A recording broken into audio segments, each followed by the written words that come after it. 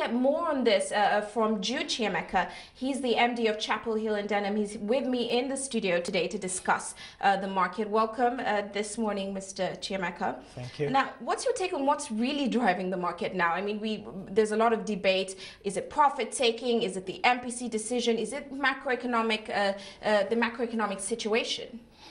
Well, clearly, I mean, the market prior to now has been trading up significantly on the back of Q2 results expected from companies.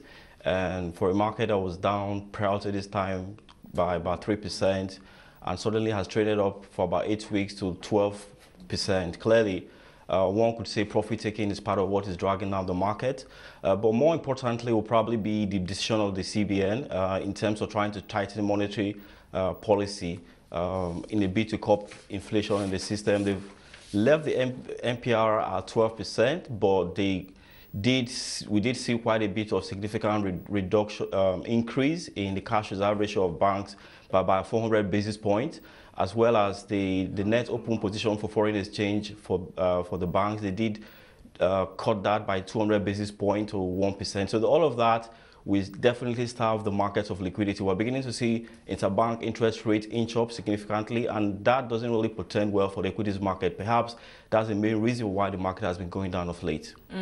I'm sure that's what's making investors sort of trade cautiously. But let's look over to what's going on in the banking sector. I mean, big news coming out with this Axis Bank and Erastus Akingbola case. We're hearing that London Bank has awarded, has told Akingbola that he's liable to pay about $1 billion to Axis Bank. Now, yesterday we saw the stock price down. What are your thoughts on the judgment, of course, and how this will impact the bank going forward?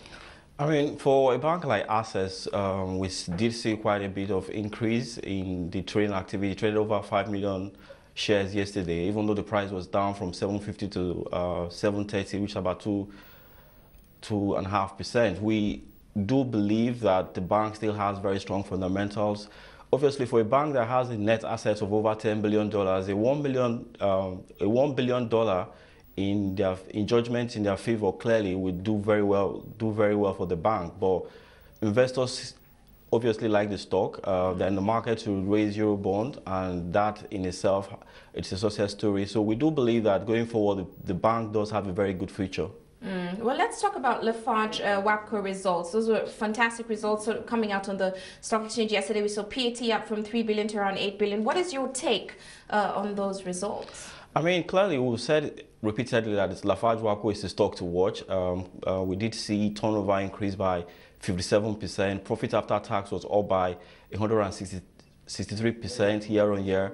And then we did see profit after tax go up significantly to 176% year on year, which is clearly above the expectation of most analysts. And we do think that the increase in their capacity is clearly a good case for the bank, for the stock at this particular time. Even though the stock price went up by 4.7% yesterday to close at 44.3, we do think there's still a bit of upside in the stock. Most analysts put the stock somewhere around 58%. So there's about decent 32% upside to the stock. So for me, Lafarge WAPCO is still a good buy at the moment. Good buy. What about PZ Cussons? They also came out with their results. What is your take on their results? Turnover up from 65 billion to 72 billion naira, but we did see both profit before tax and profit after tax down. I mean, clearly, what is going on in the north is beginning to affect all those sort of companies in terms of their distribution up north, and clearly, the cost of production with all that is going on has been a major issue for the company.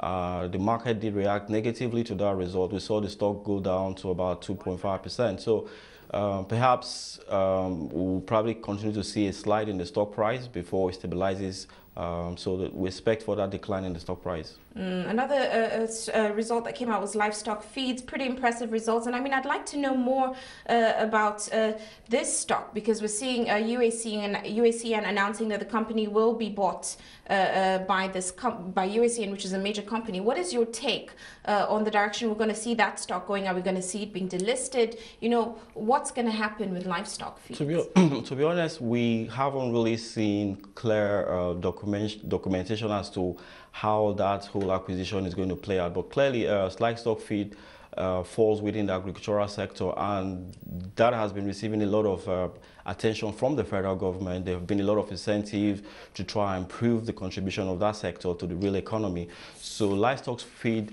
is a stock that we think is going to trade up. The only snag there is that the stock is not a very liquid stock, so we're likely to see the stock trade up on very thin volume. But we think that it's a good play, and the stock will continue to trend.